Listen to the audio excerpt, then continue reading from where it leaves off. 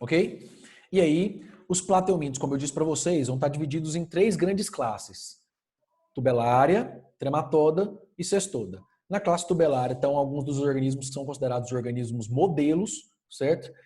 Quando eu falo organismo modelo, é um organismo que ele é utilizado para descrever aquele determinado grupo, que são as planárias. As planárias são de vida livre, elas vivem em água doce, se reproduzem tanto de forma sexuada quanto de forma assexuada. Existe uma multiplicidade, né, entre os processos, inclusive de forma assexuada por regeneração. Então, entre as criaturas com alta taxa de regeneração conhecida, as planárias estão entre elas. Você cortando as planárias, aqueles segmentos são capazes de regenerar uma criatura nova. Nós temos um indicativo, queridos, que quanto mais especializado, quanto mais diferentes tecidos uma criatura é capaz de formar, quanto mais complexa uma criatura é, menos índice de regeneração ela possui. No entanto, com o passar do tempo, a gente tem entendido como que funcionam os mecanismos de expressão e inativação dos genes. E a gente tem entendido que isso não tem a ver diretamente com complexidade, porque um angiosperma é uma criatura extremamente complexa. Ela tem vários tecidos associados e, no entanto, tem um alto grau de regeneração, tá bom? Então, sistema digestório incompleto aqui é uma característica já do grupo dos plateumintos, tá bom? O sistema nervoso nessas criaturas, queridos, ele é um pouquinho diferente. Eu tenho um sistema nervoso que ele é ganglionar. Então, só para poder representar para você brevemente, a última semana que você está escutando essa cadeira arrastando, tá chegando uma cadeira de escritório para mim com rodinhas, tá bom? Ao invés de escutar arrastando, vai escutar a rodinha deslizando. Mas só para poder te lembrar brevemente, queridos, eu tinha assim, ó, numa água viva, o sistema nervoso delas era um sistema nervoso que era difuso. Então, ele era uma rede, basicamente, de células nervosas que percorriam o corpo da criatura. Mas você não tinha necessariamente centros de comandos. Aqui, nesse grupo de seres, então, vou representar assim, ó, a planáriazinha, a região da cabeça dela, eu vou ter um sistema que eu chamo de ganglionar. Então, você tem uma concentração maior de neurônios numa determinada região e, a partir desses neurônios, você vai ter uma rede de nervos que percorre o corpo da criatura. Aí existem alguns deles que têm múltiplos gânglios nervosos, onde você tem concentração de corpos celulares de neurônios espalhados pelo corpo da criatura. Tá? Isso que eu estou chamando de sistema nervoso ganglionar.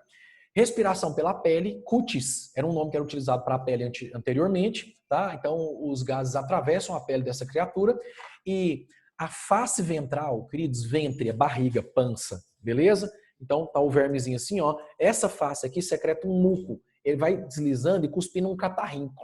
Que ele vai usando esse catarrinho para poder deslizar por ele e diminuir o atrito do tecido com o substrato onde a criatura está deslizando. Ok. Aí, olha os bichinhos aí da tubelária. Amores, não tem parasitas humanos de relevância para os vestibulares nessa classe, tá bom? Então, o seu destaque principal vai ser especialmente para as próximas 2 classes, que são a classe trematoda e a classe cestoda. Queridos, na classe trematoda está presente um dos vermes de importância para os vestibulares brasileiros, que é o Schistosoma mansoni, também conhecido como esquistossomo, e que provoca uma doença chamada de esquistossomose. E eu também coloquei como outro exemplo esse carinha aqui, que é o Gyrodactylus. Ele parasita as guelras, brânquias de peixes. Então eu estou colocando isso aqui só como exemplo, tá bom? Pra você não ficar com a ideia que só existe um. Esses exemplos aqui, queridos, eu já estou colocando eles para vocês, exemplificando os que caem nos vestibulares brasileiros. Eles podem ser endoparasitas, como acontece com o Schistosoma mansoni, ou ectoparasita, endo interno, ecto externo. Como o Gyrodactylo parasita as brânquias dos peixes, aqui pelo lado de fora do corpo, então ele é considerado um ectoparasita. Muitos dessas criaturas apresentam uma cutícula, e essa cutícula normalmente é feita de polissacarídeos que não são digeridos pelos sucos digestivos humanos, o que faz com que essa criatura seja capaz de passar pelo nosso trato digestório sem sofrer o processo de digestão, as larvas desse organismo, beleza? O último grupo de criaturas, ou a última classe de criaturas, é uma classe chamada de cestoda, onde estão presentes as tênias. No Brasil, nós conversamos para os vestibulares brasileiros sobre 2 grandes categorias de tênias. As tênias sólio, que são as tênias de porcos, e as tênias saginatas, que são as tênias de bovinos. Existem tênias de uma infinidade de criaturas, de caprinos, de peixes também. Como eu disse para vocês, eu já fiz um recorte relacionado à análise de questões de vestibulares brasileiros. Tá bom? São todas endoparasitas, vão apresentar também um revestimento resistente aos nossos sucos digestivos e uma diferença entre a galerinha, as criaturas da classe Cestoda em relação às demais classes, né, as anteriores, dentro do grupo dos plateumintos, é o fato de que essas criaturas aqui não apresentam um sistema digestivo.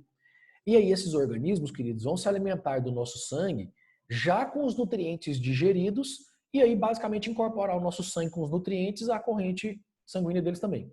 São chamados de verme-fita por causa do formato e do ponto de vista da anatomia. Eu vou avançar o próximo slide para falar sobre esses termos aqui, ó. Então, você tem a região conhecida como escólex, que é a região da cabeça da criatura. A cabeça pode variar amplamente entre as várias espécies de tênias existentes. E aí você tem os proglótides, que são exatamente os segmentos que vão formar o corpo da criatura. Amores, alguns órgãos, como os reprodutivos, se repetem nesses segmentos. Então, por exemplo, no caso das tênias, a cada proglótide, ela vai ter uma... Vamos lá, Fifi. Ele vai ter, ao longo dos proglótides, órgãos masculinos, testículos, e órgãos femininos, ovários. Por isso que lá no começo, né, na aula anterior, eu falei que essas criaturas começam a apresentar um fenômeno de compartimentalização, de estar compartimentados. Beleza? Então, eu vou diferenciar com vocês como que você diferencia a anatomia dessas criaturas na parte mesmo de verminoses. Então, nessa aula agora a gente está conversando sobre a biologia geral desses dois filos. E aí, na parte das verminoses, quando a gente for discutir teníase e cisticercose, eu vou mostrar para vocês os atalhos que vocês vão utilizar para poder diferenciar um do outro, tá bom?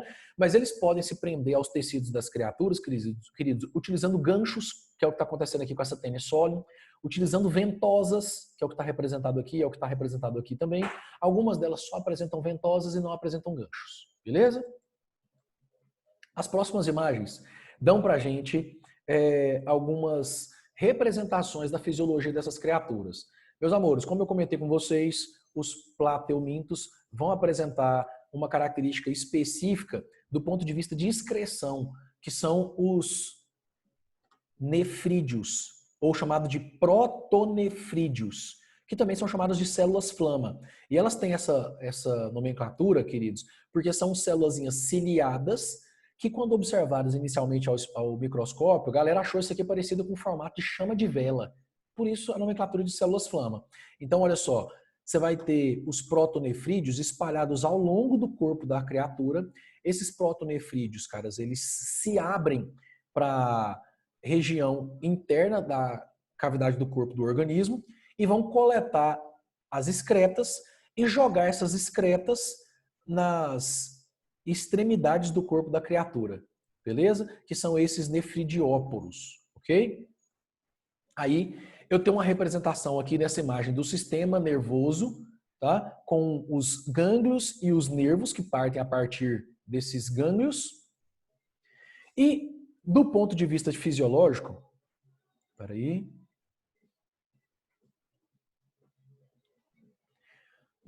Tem uma dúvida aqui. Professor, os nematóides possuem protonefrídeos? Não. Protonefrídeos são uma característica exclusiva de plateumintos. Você vai utilizar esse termo protonefrídeo e associar ele única e exclusivamente com plateumintos, tá bom? Quando chegar lá nos nematóides, a gente vai ter um outro grupo de células de excreção que são chamadas de renetes ou também chamadas de células H. Como critério de classificação é utilizado, é um combo, tá? A gente tem comparação biomolecular, é utilizado fisiologia, é utilizado anatomia, então é múltiplo.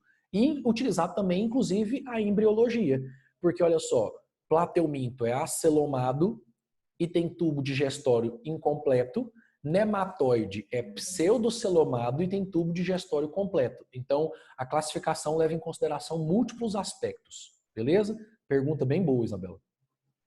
Aí, não que as outras não tenham sido, mas pergunta bem boa. Aí a ideia aqui é o seguinte, queridos, falando, né, a gente está conversando sobre a fisiologia dessas criaturas, então nós conversamos até agora aqui o seguinte, processo de digestão, aí a gente já tem formação de tubo nervoso, processo de respiração, a gente tem respiração cutânea, processo de circulação, não tem sangue aqui ainda, então não tem sistema circulatório. beleza? Não tem preocupação com o sistema circulatório. Sistema nervoso, ganglionar. Então você tem gânglios e a partir desses gânglios partem redes de nervos. Excreção. Nos plateumintos, a excreção se dá por protonefrídeos, ou também chamadas de células flama, ok? Queridos, olha só. Reprodução nesses grupos, queridos, no grupo dos plateumintos é extremamente diversa. Então você tem tanto reproduções de formas assexuadas, sem a utilização de gametas, menor taxa de variação genética, como também reprodução sexuada, utilizando gametas e uma maior taxa de variação genética, tá bom?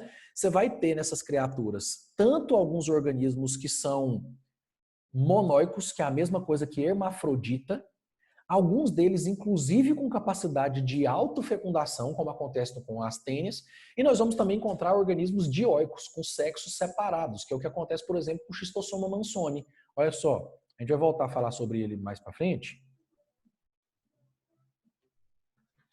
Esse de fora e maior aqui é o macho, vivendo numa abertura desse macho, que é chamado de canal ginecóforo, eu tenho a fêmea. Então, esse aqui é um grupo de criaturas, por exemplo, né, o Schistosoma mansoni, que apresenta sexos separados. As tênias, por sua vez, são hermafroditas, monóicos, é a mesma coisa, com capacidade de fazer autofecundação. O que eu estou chamando de monogenéticos e digenéticos? Tá? Ou também chamados de monogênicos e heterogênicos, é a mesma coisa. Monogenéticos são aquelas criaturas que são parasitas e apresentam somente um hospedeiro. Digenéticos ou heterogênicos são aquelas criaturas que vão apresentar mais de um hospedeiro, vermes que vão apresentar mais de um hospedeiro. Então, vou te dar um exemplo. Olha só. Esquistossomo, por exemplo, ele tem 2 hospedeiros. Um é os seres humanos, o outro hospedeiro é o caramujo aquático, o Bionfilaria. Tá? Então, ele é um exemplo de verme digenético ou heterogênico, a mesma coisa. Tênias. Tênia solium, ela parasita num momento um porco e em algum momento ela vem parar na gente. Também é esse caso aqui, ó.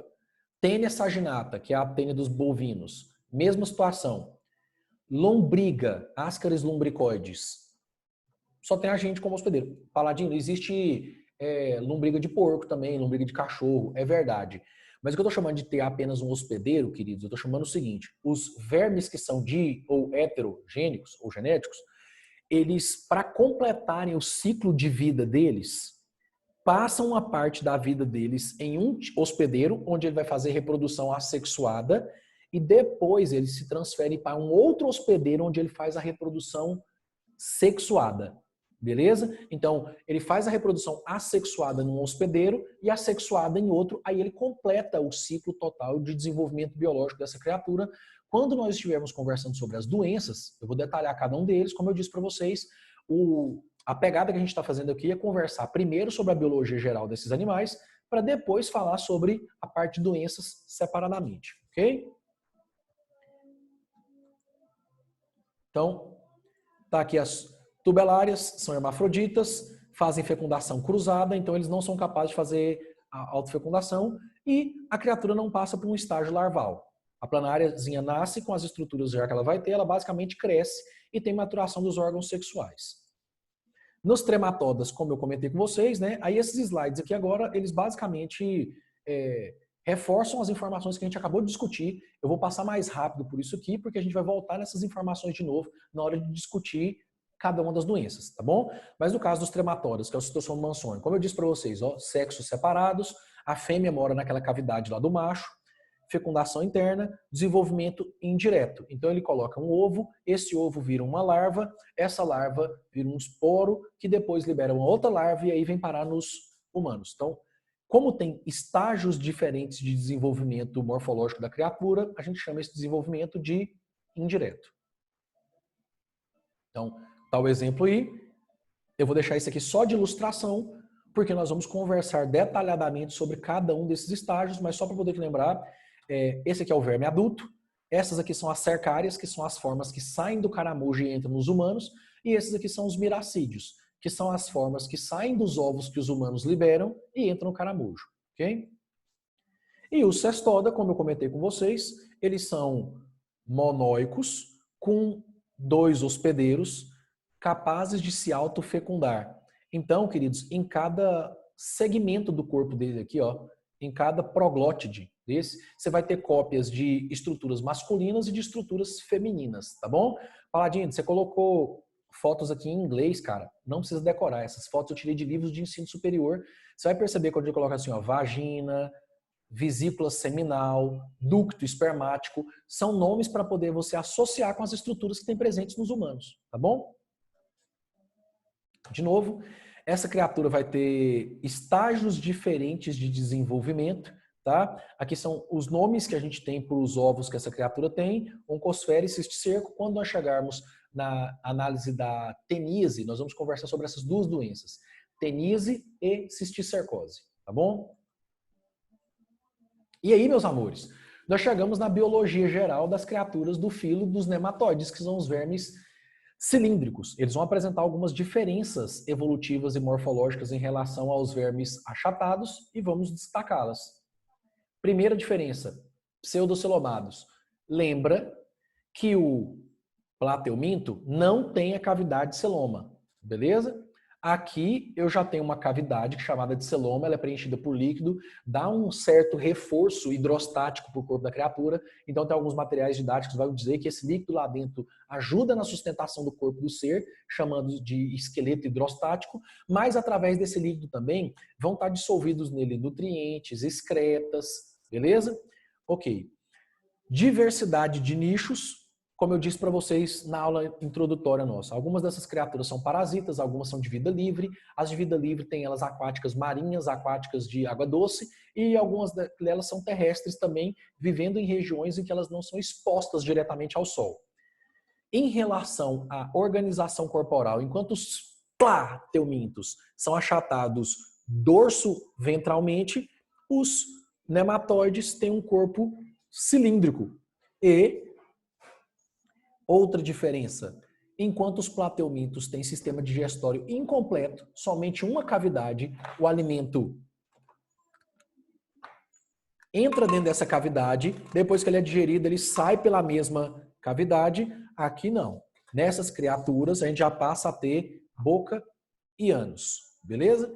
E desenvolvimento, tem algumas com desenvolvimento direto, e tem algumas com desenvolvimento indireto. Quando eu estou falando em algumas, existem espécies com desenvolvimento direto, existem espécies que passam por estágio larval antes de dar origem ao verme adulto. Mesmo que nesse estágio larval, a larva ela fica parecendo a criatura adulta mesmo, porque uma larvinha pequenininha, sem patinha, você fala, bicho, mas esse bicho não passou por metamorfose. Mas alguns deles passam por estágios de metamorfose antes de formar os animais adultos, tá bom? Ovíparo significa que ele nasce de ovos e ovovivíparo significa que ele nasce de um ovo, mas esse ovo é chocado dentro do organismo materno, ok? Então, como eu comentei com vocês, essa imagem já tinha sido discutida com vocês antes, ela é bem similar à imagem que eu desenhei no quadro aqui anteriormente. Olha só, o acelomado tem os 3 tecidos embrionários ou folhetos embrionários, ectoderma, mesoderma e endoderma em contato. O pseudocelomado tem um espaço, que é uma cavidade preenchida por líquido, que é o celoma.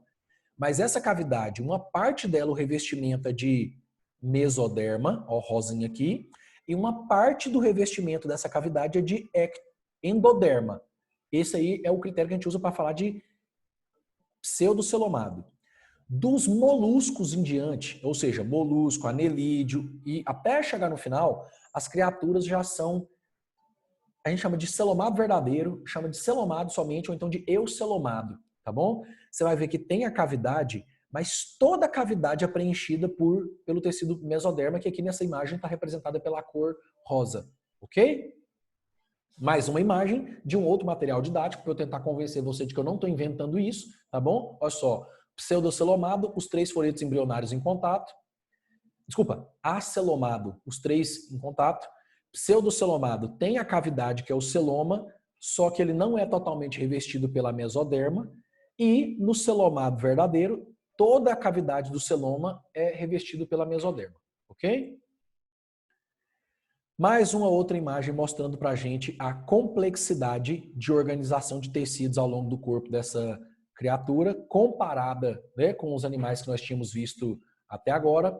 Eu vou ter feixes musculares que dão movimentos muito precisos para esses carinhas, para esses organismos. Aí, mostrando, né, como que funciona a organização muscular. Os nervos nessas criaturas, queridos, bom ter visto isso aqui para poder lembrar. Eu tenho nervos dorsais, eu tenho nervos ventrais, tá bom? Então, você não tem uma separação unicamente. Os canais nervosos se espalham ao longo do corpo da criatura. E aqui, ó, a cavidade que é chamada de pseudoceloma, porque ela é parcialmente revestida por mesoderma e parcialmente por endoderma. De novo, um corte do corpo da criatura, mostrando para você como que se dá a organização, né, das camadas de tecidos. Aí, essa área aqui, ó, é que é a área do pseudoceloma. Alguns órgãos vão se desenvolver dentro dessa cavidade aqui, ó, nessa estrutura, e os líquidos que vão fazer parte dos fluidos corporais do animal também vão preencher essa cavidade aqui. Então, aqui, as células excretoras típicos desse grupo de seres. Então, dá uma olhada aqui, por favor, ó, do jeito que a célula excretora se propaga ao longo da criatura. Ela é uma célula enorme e aí, como eu te disse, ela tem o formato de H. E aí ela é chamada de renetes, tá bom? Ou células H. Essas células chamadas de renetes, elas são exclusivas dos nematóides. Então, assim como você usou um carimbo para poder memorizar lá células flama ou protonefrídeos nos plateumintos, aqui os nematóides têm esse conjunto de células que é chamado de renetes, que é uma especialidade exclusiva do grupo dos nematóides. Esse aqui é um negócio interessante. Cara, tem alguns grupos de nematóides, queridos, que além da boca, eles apresentam um prolongamento gelatinoso que é chamado de probóscide. Pensa a tromba do elefante, ela também é chamada de probóscide. Sabe aquele nariz compridão do tamanduá, também é chamado de probóscide.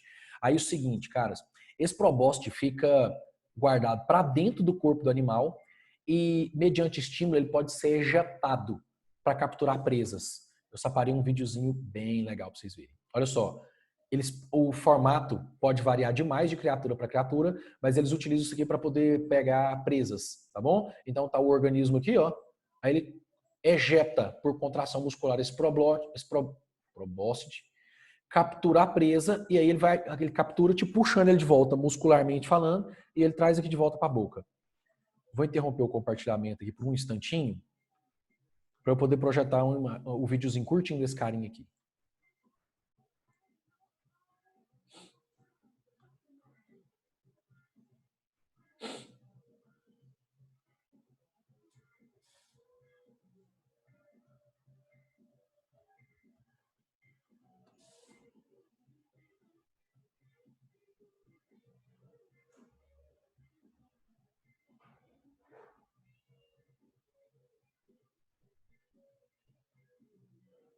Me dá só um segundinho, o YouTube está carregando o videozinho aqui. Compartilhando a tela com vocês.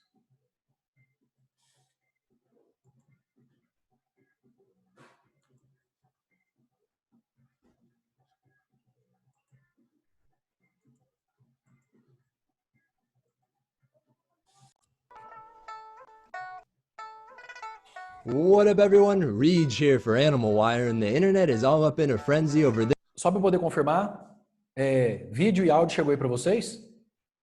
Do YouTube?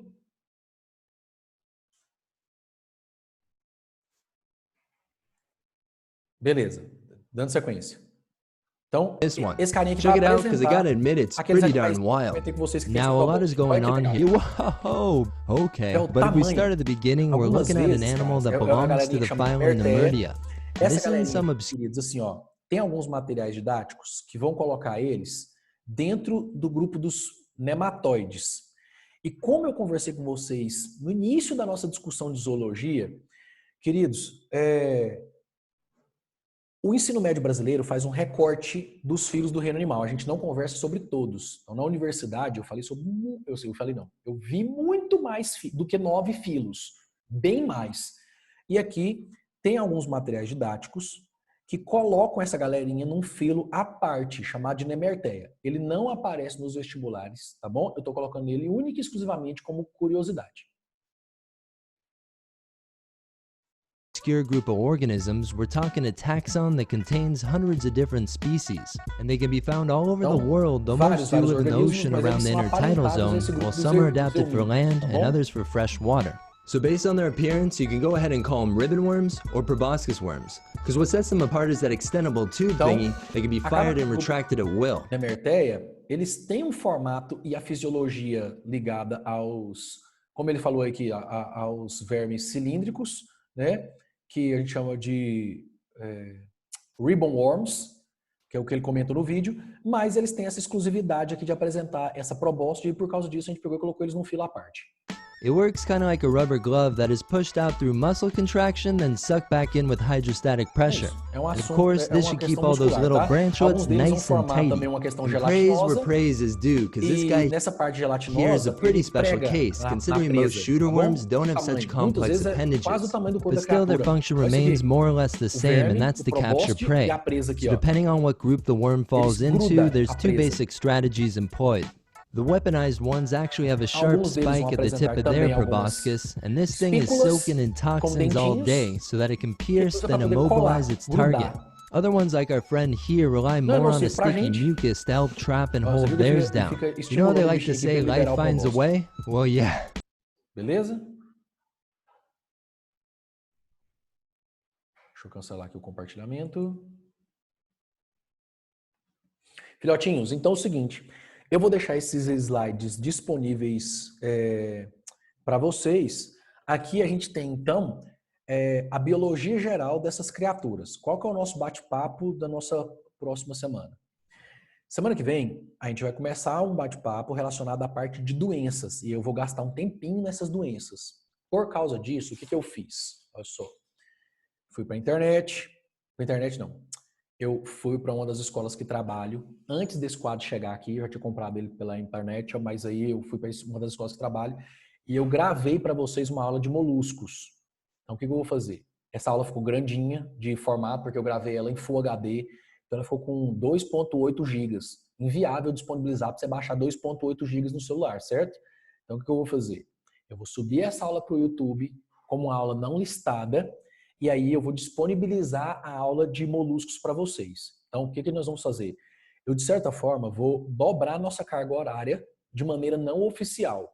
Porque é o seguinte, como nós vamos gastar um tempo extra para poder detalhar as doenças de verminoses que caem nos vestibulares, enquanto a gente vai tendo a aula do sábado aqui para poder conversar sobre verminoses, eu vou avançar a discussão sobre os demais filos para vocês com aulas de vídeo que eu vou gravar e disponibilizar.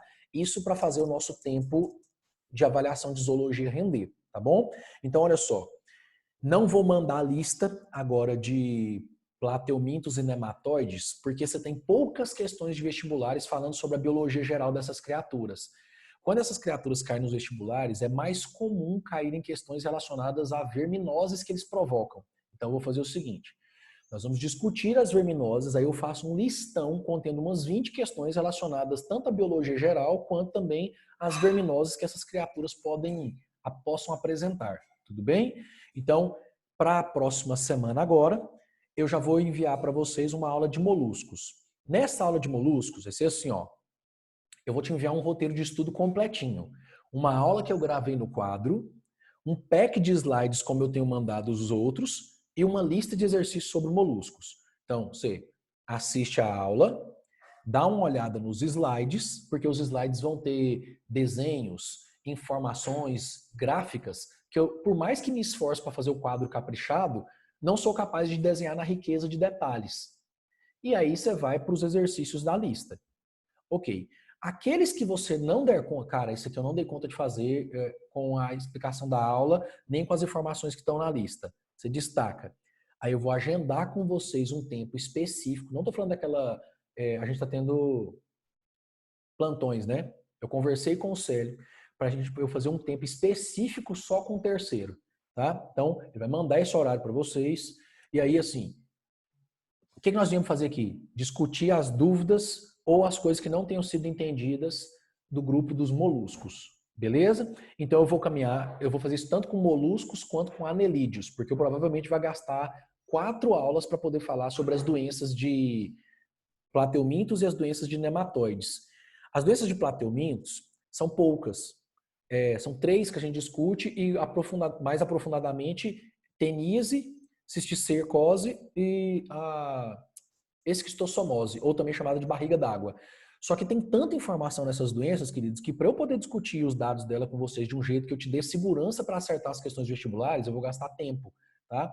E aí, quando a gente chega nas doenças de nematóides, são muitas. Eu tenho lombriga, amarelão, oxiurus,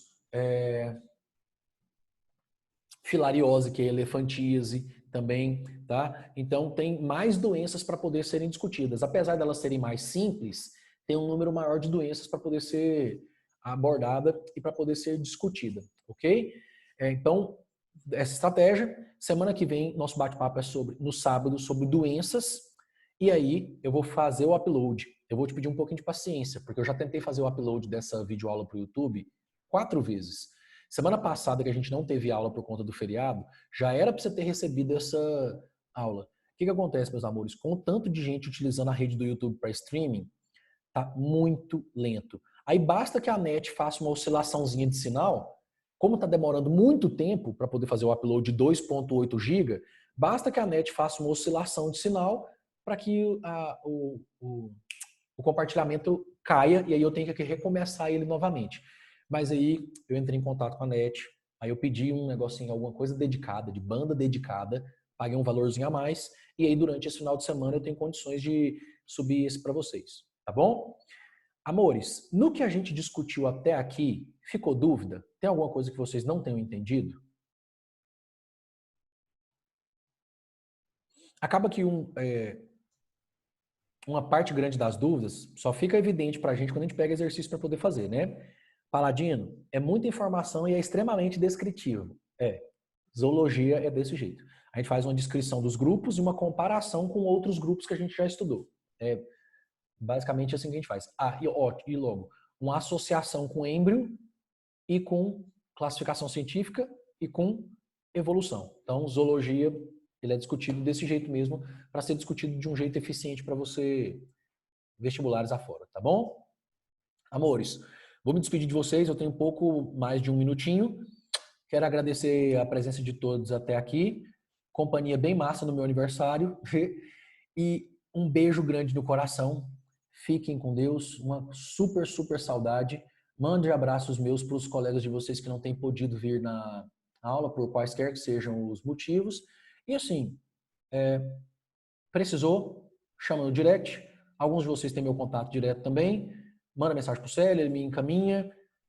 Queridos, vamos nos manter estudando. Uma hora, em algum momento, nossa vida vai voltar à normalidade e nós vamos enfiar vocês dentro das universidades, beleza? Grande abraço. Fiquem com Deus.